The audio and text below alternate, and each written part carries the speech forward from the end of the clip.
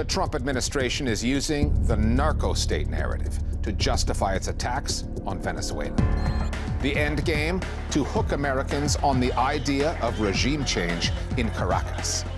A week of leaks around the Ukraine-Russia talks. A possible deal hangs in the balance again. And why settle for the West Bank? The Israeli movement to take over Gaza and the settlers who cannot wait to get there.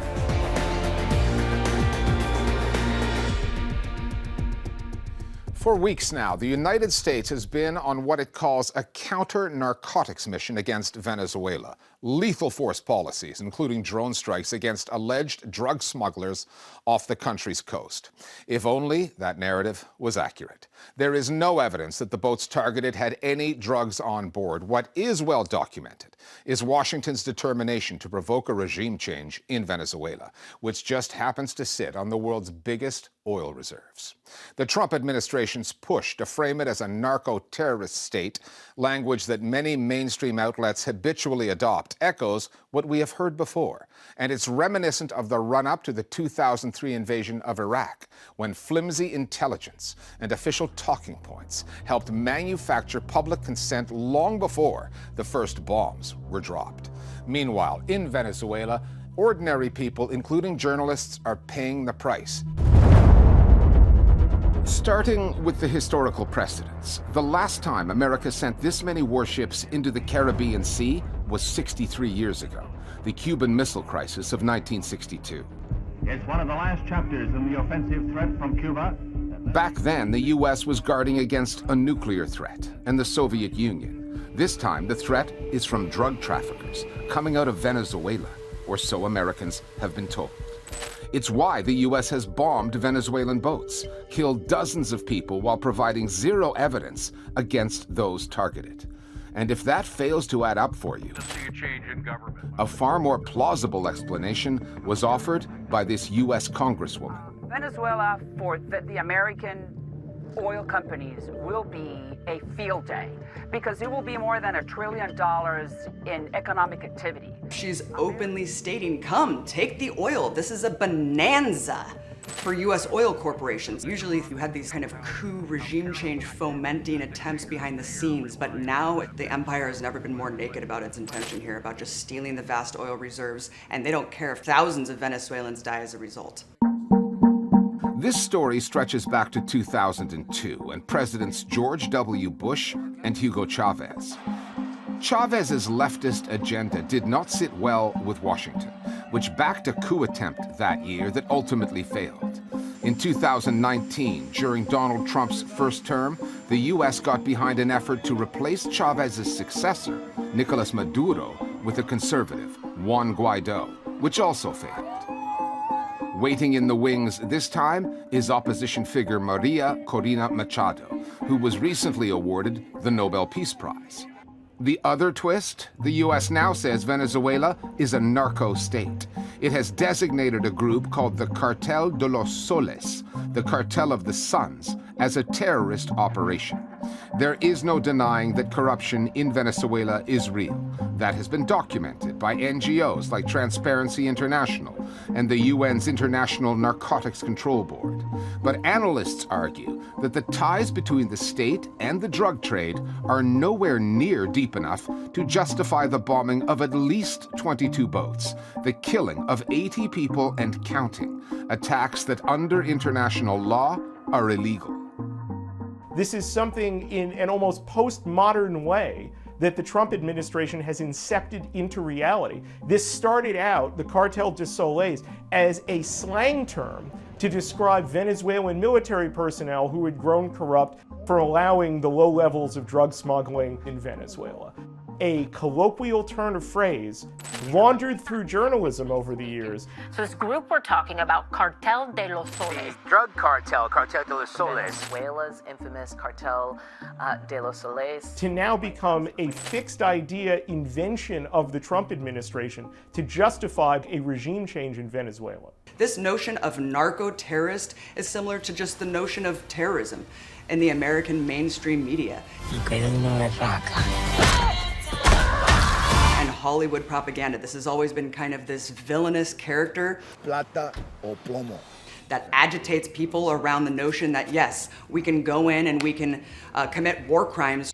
It's no different than any other propaganda that sowed the seeds for horrific U.S. intervention in the past. Because the U.S. can't simply argue we want a regime change. They have to argue, as they did in the case of Panama and Noriega, that the leader of the country is a cartel leader, a narco-terrorist, by labeling an entire country and demonizing Venezuelans in the process. The Trump administration's position on Venezuela, that it is a narco-state, is easy for any journalist to debunk.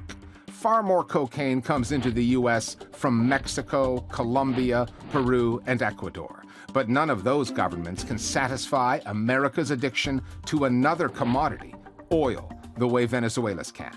It is sitting on more reserves than any country on the planet, including Iraq, which the Bush administration invaded in 2003, a war far too many American news outlets, the New York Times among them, helped sell to the U.S. public through the peddling of the WMD lies, the weapons of mass destruction that simply did not exist.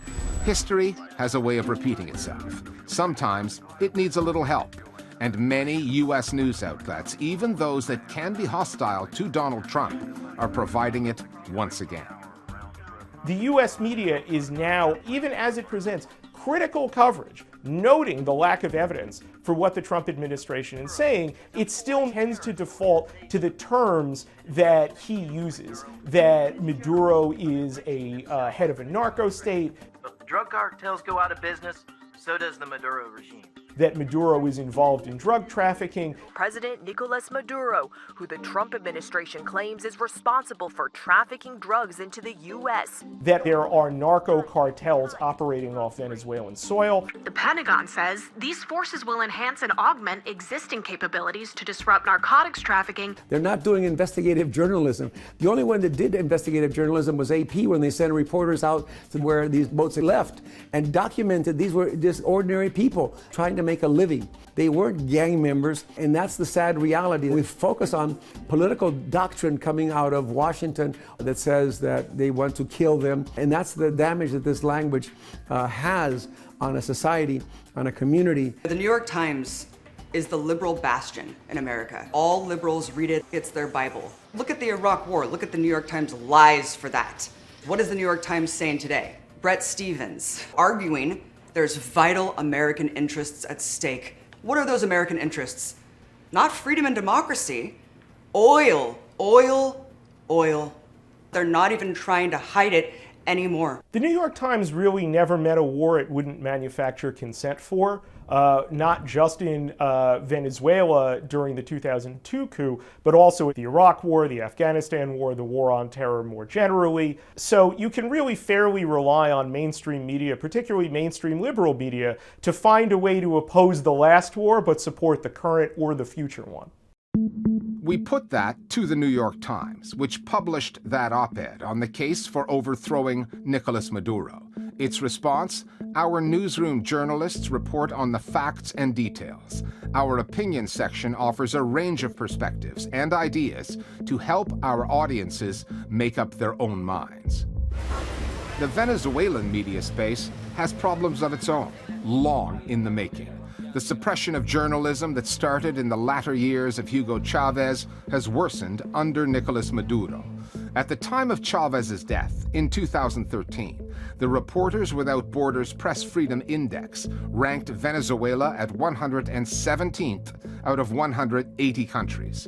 It has since plummeted to 160th, with widespread censorship and persecution of journalists, which is why it was difficult to convince a Venezuelan reporter to talk to us, and the one who did insisted that we hide his identity. People have to be very careful of what words they use, what information they put out, what topics they cover.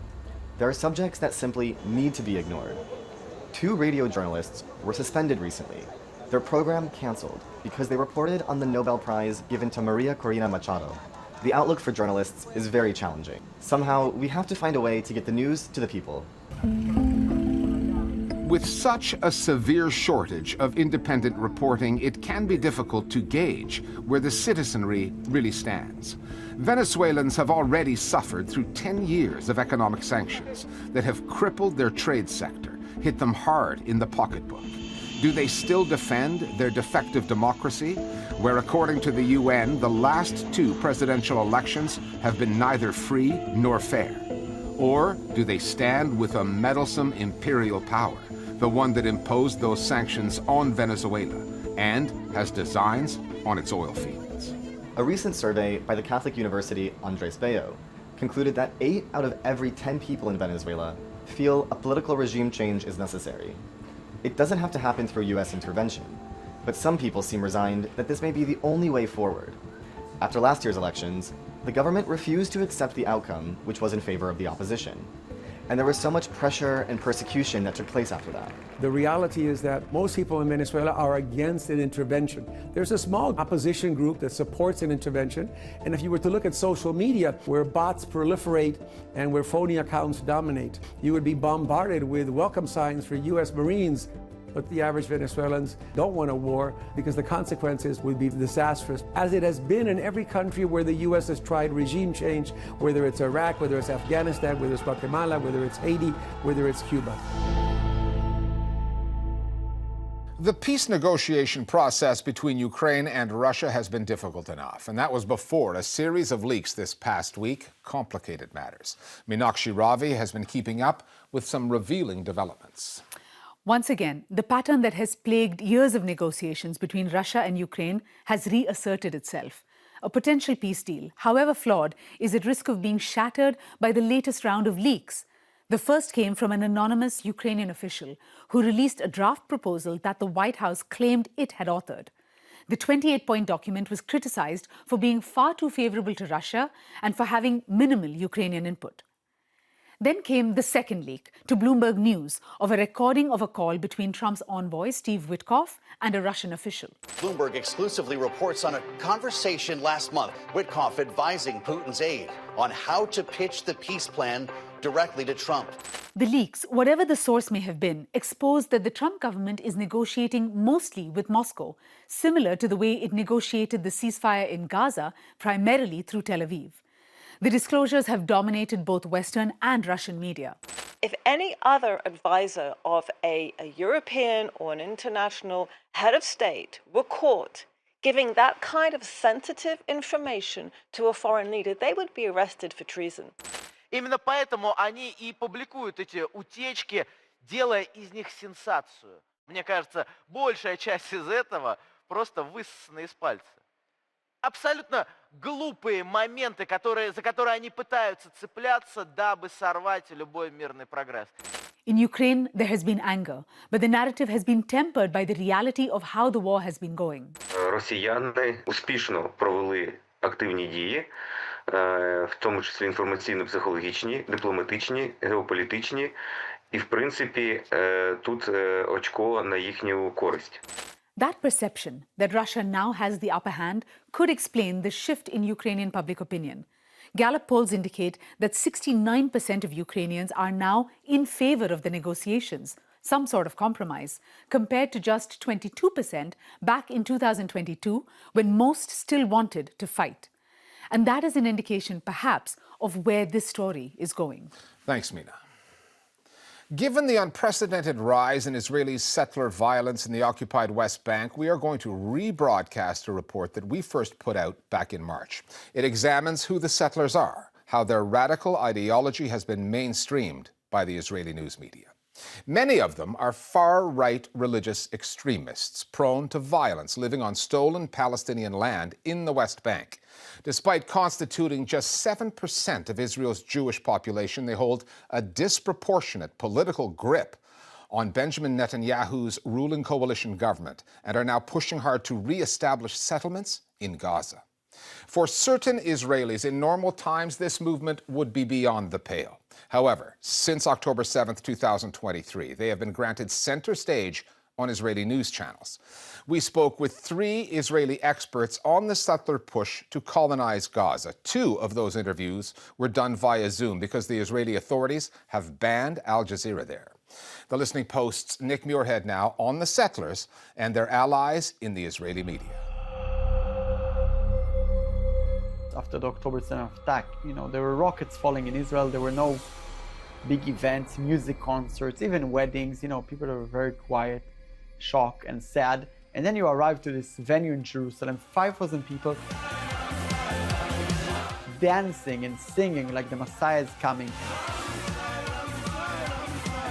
מוות למחבלים, כולם! יעלו ויבואו משפחות גרעיני ההתיישבות. קהילת העיר עזה, גרעין המיועד להתיישב בעיר עזה. They really see it as an opportunity. They're happy. They saw October 7 as an opportunity. This is the Victory of Israel conference, one of a number of massive carnival-esque mega events held in the wake of October 7th. Attendees could take part in workshops on how to establish a settler outpost and rub shoulders with cabinet ministers. But who are Israel's settlers? And why, when the rest of the country was in mourning, were they choosing that moment to rejoice? So settlers are Jewish Israeli citizens that believe that the entire biblical territory of Israel was promised to the Jewish people by God. They live beyond the Green Line, which is the internationally accepted borders of Israel, despite the fact that it's illegal by both international and Israeli law. And the way they do so usually is a few settlers will go into a Palestinian territory, put an outpost there, and expand that outpost. They start to supply them with infrastructure, water, security, electricity, and by this kind of tactics, they create a new reality on the ground. The settlers are one of the most well-endowed sectors in Israeli society. They enjoy some of the most lavish subsidies and state budgets. They are represented by Ben-Gvir and Bezalel Smotrich, Minister of Finance, who have been propelled to power through the inclusion in Benjamin Netanyahu's cabinet. So, although they are not a mass movement within Israel, they are only 5 or 6% of the Israeli population. Their power is unprecedented, and their ability to wreak havoc in the Palestinian territory is unprecedented. There are hundreds of thousands of settlers in the West Bank. Many of them live there because it's cheap, because it's affordable. There's no law there for them. They can kill, they can take over land. The public doesn't want to see it, and the media doesn't show it. So through the years, this has been normalized that the West Bank is kind of de facto part of Israel. After October 7, from the beginning, the settlers were talking about going back to Gaza. Back because they had been there before. The last settler left the Gaza Strip in 2005 when the Israeli government dismantled 21 Jewish settlements dotted across the territory. That plan had been drawn up more than a decade earlier, in 1993, when Israeli Prime Minister Yitzhak Rabin agreed to the US-brokered Oslo Peace Accords. Enough of blood and tears. Enough! Rabin was assassinated 2 years later, not by a Palestinian, by an Israeli settler who saw the Prime Minister's efforts at peacekeeping as a form of betrayal. This was a point in which the settler movement was experiencing a real political crunch. Most Israelis were supporting Oslo, and the settlers were considered the extremists and those who resorted to unheard of violence. The settlers movement created a campaign to win the hearts and minds of Israeli publics by doing their own hasbara, that they are not crazos, that it's actually beautiful to live in settlements and is actually the ideal life that every Israeli is dreaming about. גינות גדולות, מרווחות, חניות צמודות לכל בית, והכי חשוב, אופציה לבנייה בעתיד. One of the things that helped these settlers expand their media networks is the establishment of Israel Today, which is the most read daily newspaper in Israel, and then Channel 14, the first TV channel that is very, very much biased towards the right. כשיבוא הזמן פקודה, אז לא תתחילו להתייפייף לי על כל מיני גורמים פלסטינים בלתי מעורבים. תנו לנו לכבוש כבר. Now there's not a major TV channel or a newspaper that don't include at least one settler or two. For example, Channel 12, the leading channel in Israel, you have Amit Segal, a son of a settler that's also very close to Netanyahu. אני חושב שהבוחרים של נתניהו מצפים ממנו במידה רבה מאוד לקיום הבטחתו לניצחון מוחלט. You have, of course, Channel 14, and you have many settler figures there, like Shimon Riklin and Yanon Magal. אין ביטחון בלי התיישבות, זה כתוב בפרשת השבוע. לא אכפת לי שירדו עליי, אוספים פה חומרים. אני לא נרדם טוב בלי שאני רואה בתים קורסים בעזה. מה אני אעשה? עוד בתים, עוד מגדלים, שלא יהיה להם לאן לחזור. After October 7, many people were invited to the mainstream media to speak about the plans to resettle in Gaza. Among those calling for the resettlement of Gaza on Israeli airwaves, one voice stands out. Daniela Weiss is a veteran of Israel's settler movement. At 80, Weiss has spent decades spearheading the establishment of outposts on Palestinian land. Today, she is the leader of Nechala, a radical settler organization, and since October 7th, a mainstay on Israeli TV. עכשיו אנחנו עובדים על תוכנית הרבה יותר מפורטת. כן. כאשר ברור היכן יהיו אזורי מגורים, חקלאות, היכן תהיה הריביירה היהודית. עכשיו מה השלב הבא? להילחם, לכבוש וליישב. She's not hiding her extreme right-wing opinions. התכנסו כאן נציגים של 700 משפחות של 6 גרעיני התיישבות שמיועדים להתיישב בתוך חבל עזה. She will give interview to anyone. She will talk even to Western media, to left-wing outlets. She doesn't mind. Arabs will not stay in the Gaza Strip. Who will stay? Jews. She's very well connected to the ministers, to the army, and to the police. And you can see it with the events she organized very close to the Gaza border in a place that is a closed military area. And she managed to get permissions or force the army and the police to allow those events. While the war is continuing, we will fill the areas that were liberated with Jewish communities. These events were meant to pressure Netanyahu, and we've seen their effect. The Israeli military was demolishing entire neighborhoods, not during fighting, but after it, to make sure Palestinians are not coming back. The ceasefire deal signed in October may seem like a setback for Weiss and the settler movement. However, analysts warn that it could be more like a Trojan horse that enables Israeli developers to take control of significant parts of Gaza. And calling it a ceasefire is misleading. The Israeli military has reportedly committed nearly 500 ceasefire violations since then, killing hundreds of Palestinians. And with settler violence reaching unprecedented levels in the West Bank, the project of ethnically cleansing Palestinians from their land is still well underway. And the message of the settlers has been enforced and strengthened by the obsessive engagement of the Israeli media with the trauma of October 7. And the message is basically there's no chance that the Palestinians are ever going to accept any of us. We are all settlers. And this is an incredible boost to the settlements movement. And finally, this past week, Brazil's top court ordered former President Jair Bolsonaro to start serving his 27-year sentence for trying to launch a military coup after he failed to get reelected.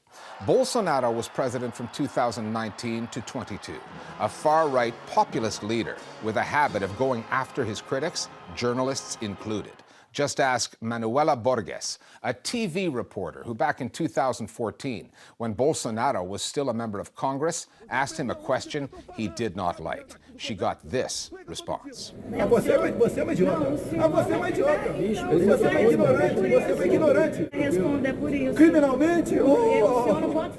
His tone provoked by her suggestion that one day Bolsonaro might be held accountable for his actions caused a bit of a stir. But it was Borges who got the last laugh. When that court order came down this week, she went straight to the prison where Bolsonaro is serving his sentence and posted this video on Instagram. Criminalmente, sim, aqui na Polícia Federal. And if some of her mockery got lost in translation for you, it would have landed with the audience it was intended for, the now jailed former president, Jair Bolsonaro.